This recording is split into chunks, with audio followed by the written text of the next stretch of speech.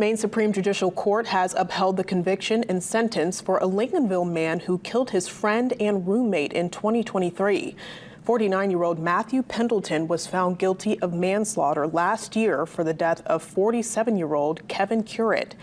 Court documents show Pendleton sent multiple texts to his daughter, including a photo that showed Currit laying on a doorstep, seemingly dead or unconscious.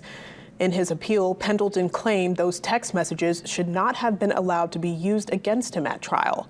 He also appealed the admission of his daughter's testimony about his alcohol abuse and allowing a jailhouse informant to testify.